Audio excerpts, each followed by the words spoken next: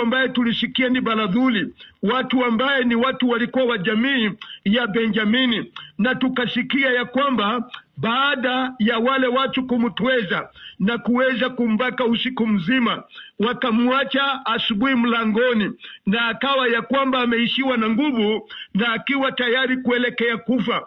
Yule mtu alipokuwa ameamka na kuangalia suria wake, tunaona wakati waliokuwa na sisi tuliona ya kwamba alipomuongelesha hakuweza kuongea, maana alikuwa ameishiwa na nguvu. Na tunaona yule mzee akachukua suria wake na akamweka juu ya mnyama na akaenda mpaka nyumbani.